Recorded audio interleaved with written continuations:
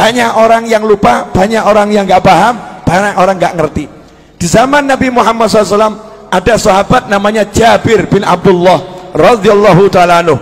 Sahabat Jabir ini punya kebun kurma dan dia punya hutang kurma, kurma.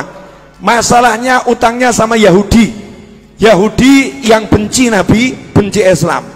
Karena tidak setiap Yahudi benci. Ya, Yahudi itu bangsa. Istri Nabi Sayyidah Sofiyah juga seorang Yahudiyah. Yang dibenci itu adalah ajarannya Yahudi yang memusuhi Islam. Lah ini udah ajarannya Yahudi, orangnya Yahudi pula. Bencinya sama Nabi luar biasa. Ketika melihat ada satu sahabat punya hutang belum bisa bayar, maka Yahudinya senang. Ini saatnya untuk menghina sahabatnya Nabi. Ini saatnya untuk merendahkan sahabatnya Nabi Muhammad sallallahu alaihi wasallam. Maka datanglah Yahudi ke kebunnya Jabir bin Abdullah radhiyallahu anhu untuk nagih utang. Ibu-ibu pernah diparani ditagih? Tahu rasanya? Diparani gak punya duit enak rasanya ya? Diparani sama orang yang badannya mungkin gede-gede, mungkin badannya tidak enak dilihat, wajahnya serem, itu tidak seberapa. Tapi kalau yang nyamperin ibu-ibu mulutnya cerewet, itu luar biasa. Ada membayar kapan utangmu? Utang harus dibayar. Wah, itu lebih dari pria-pria yang badannya besar itu. Yang cerewetnya luar biasa. Kalimatnya menusuk dan merobek-robek jiwa dan menyebabkan ibu sakit hati ketemu orang yang seperti itu. Hari itu Yahudi datang ke tempatnya Jabir. Nabi Muhammad SAW dimintai tolong sama Jabir, ya Rasulullah, tolong utang saya ini biar bisa ditunda, dibayar tahun depan. Yahudinya diajak bicara. Nabi ngajak sahabat. Ini kerennya di sini, hebatnya di sini. Ada satu teman Nabi, sahabat Nabi punya utang. Uangnya buat bayar gak cukup, kebunnya buat bayar gak cukup. Nabi Muhammad SAW tidak duduk di rumahnya. Tapi Rasulullah SAW ngajak sahabat-sahabatnya, yuk kita ke rumahnya Jabir, ayo kita ke kebunnya Jabir. Kasihan itu Jabir digeruduk Yahudi, Jabir disamperin Yahudi. Ini Yahudinya lagi nagih Jabir, mau menghinakan Jabir. Berangkat Nabi Muhammad SAW bersama sahabat.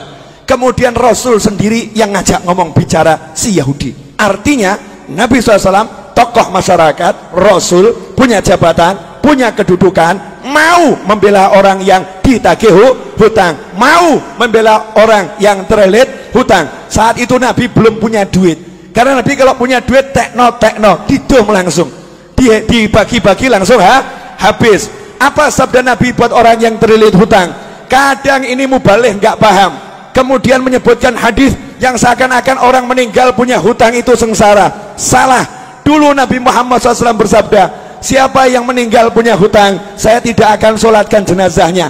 Maksudnya bukan karena benci. Nabi tidak mau nyolatkan jenazahnya dulu, minta sahabat yang punya duit, beres no ini, bayari hutangnya, sehingga masuk kubur udah selesai, gak ada hutang piutang. Kalau kita alhamdulillah sudah niru, kalau ada hutang piutang jadi tanggungan saya, tanggungan kami atau keluarga. Jadi Nabi nggak mau SAW ada umatnya yang meninggal dalam keadaan masih punya hutang. Makanya Nabi ngomong sama sahabat, tidak sama mulai sholat dulu sebelum hutangnya dilunaskan.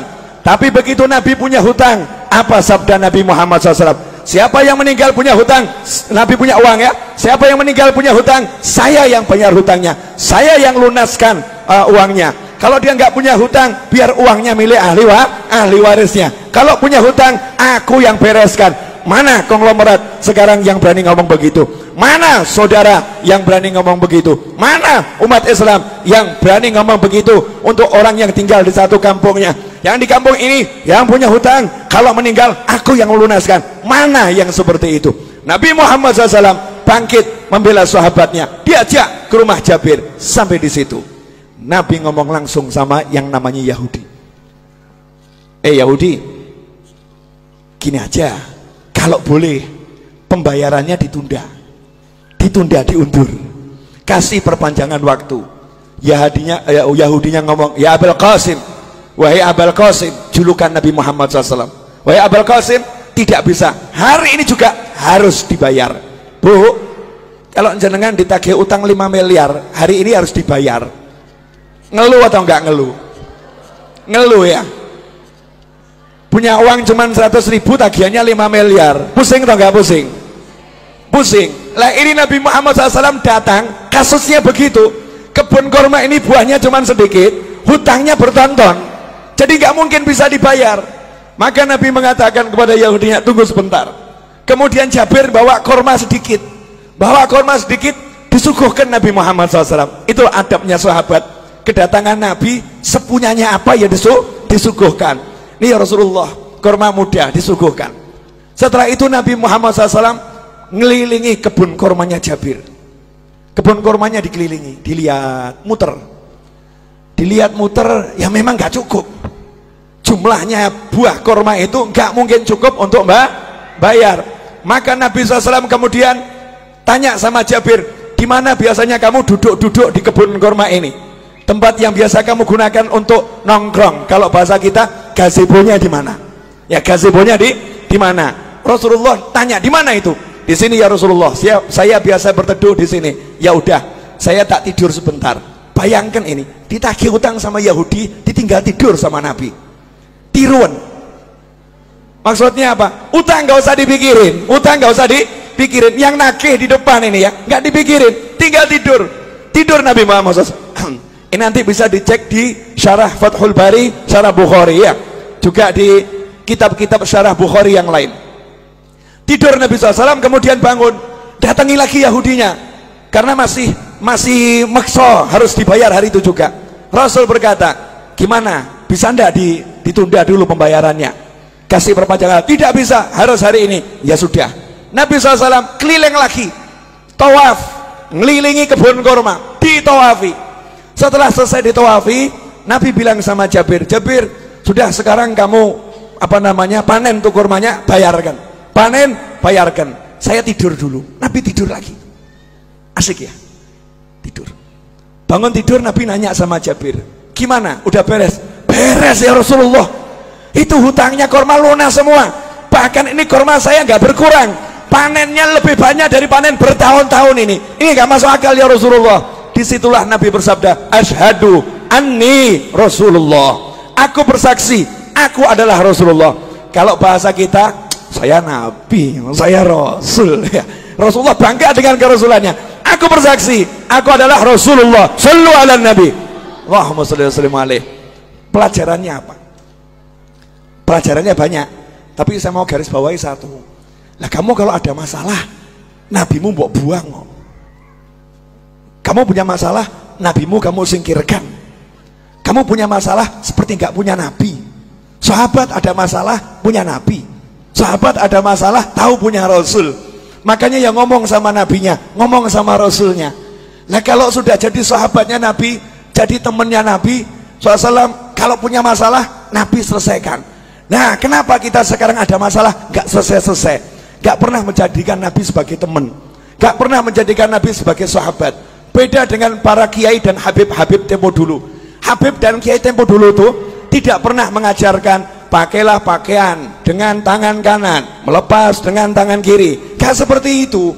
Tapi para habib dan para kiai ngajari pakailah pakaian, bayangkan gimana Nabi pakai pakaian.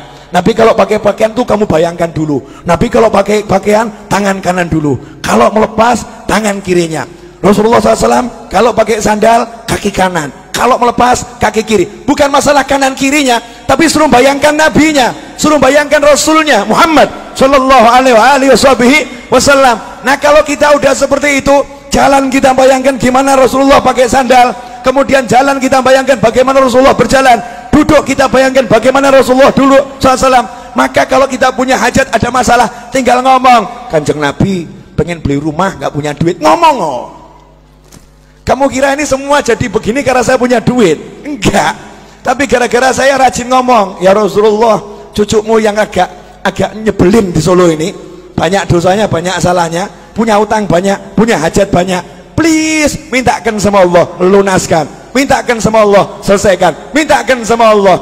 Lah kalau Jabir sahabat, Jabir itu sahabat, Nabi datang ngurusi, masa saya cucunya nggak diurusi? Nggak mungkin. Masa saya cucunya nggak diurusin? Nggak mungkin. Lantas bagaimana dengan Anda? Beb, saya bukan cucu Nabi. Tenang, Anda semua bisa jadi saudara Nabi Muhammad SAW. Rasul dalam hadis mengatakan, sungguh saya kangen sama saudara saya.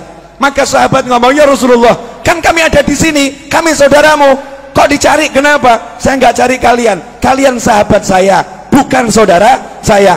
Lantas siapa saudaramu ya Rasulullah SAW?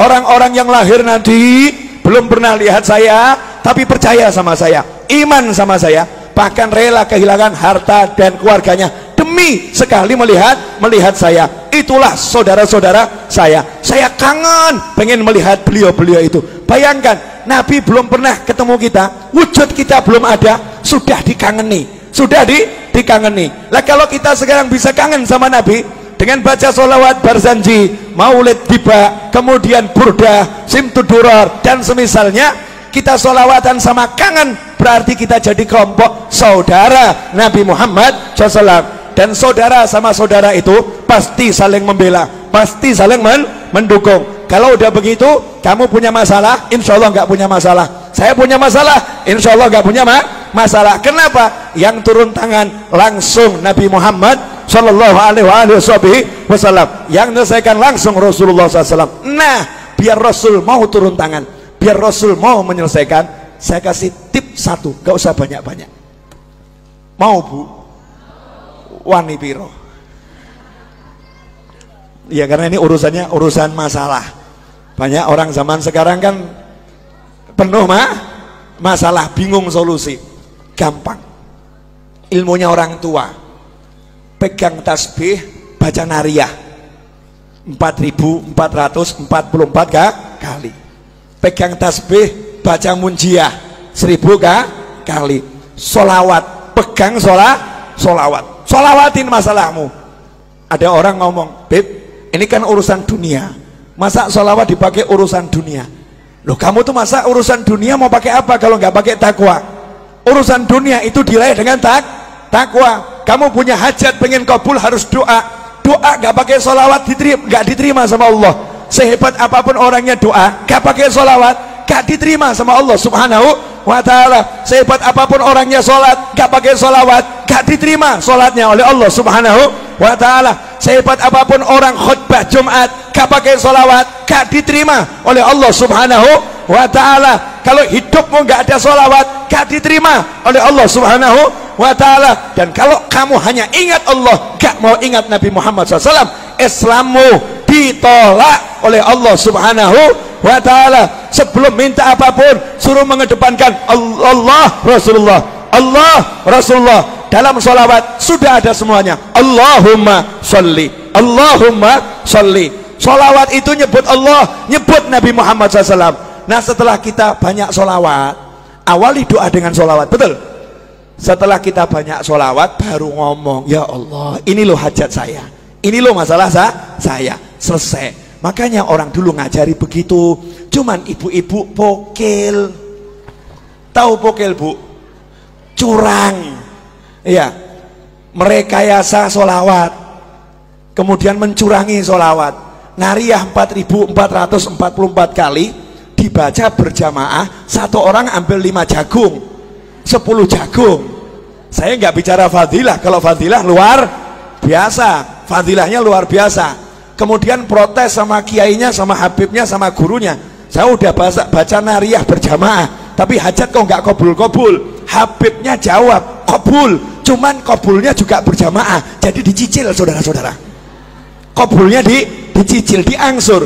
Kalau pengen kabulnya cespleng, ya kamu sisakan waktu khusus, minta izin sama suamimu. Ayah, suami, kamu butuh mobil, butuh rumah, butuh hutang lunas. Iya, dah kamu urus anak-anak, aku izin ngurung diri di kamar 5 jam, jangan diganggu. Ngapain? Mau nariyah. Pegang tasbih, baca nariyah 4.444 kali. Setelah itu keluar ngomong sama suami, jangan kamu pikir lunas hutangmu. Niru Nabi, Nabi tidur, Nabi tidur. Dah, silahkan pergi kerja, gak usah dipikir. Main-main sama anak, gak usah dipikir, lunas. Suaminya nanya, lunas piye? Duit gak ono, tenang, Nabi yang bereskan. Lah cara piye? Ojo takut aku. Caranya gimana? Jangan tanya saya. Janji Allah, wa yarzuqhu min haitsu la yahtasib. Allah akan kasih rezeki dari arah yang gak pernah diduga. Itu kalau kita pegangan sholawat. Dan tidak mungkin sia-sia orang yang berpegang sholawat. Nah sayangnya kita sukanya susah. Ini ibu-ibu jamur ini kan tidak ada wajah-wajah susah, nggak ada ya, nggak ada wajah-wajah susah, nggak ada. Walaupun hidupnya mungkin ada yang agak susah, tapi tetap nggak susah, paham ya? Lah hidupmu penuh nikmat kok susah, hidupmu penuh nikmat kok susah, karena ini 30 hari sholawatan terus. Jadi ya suami ditinggal loh, ini suami bojo bye bye Pak, sholawat dulu ya Pak ya. 30 hari suaminya ditinggal, dari mulai zuhur sampai maghrib, anaknya ditinggal, serahkan suaminya, tolong urus anak-anak dulu ya. Yang udah dewasa udah mau ikut-ikut, gak mau ikut, kamu jalan sendiri. Ibu berangkat sholawatan, begitu pula ibu-ibu. Lah kok ragu, hajatnya gak kabul, kan manusia aneh bin ajaib. Berarti gak percaya sama nabinya, gak yakin sama rasulnya. Yakin sama rasulmu, percaya sama nabi.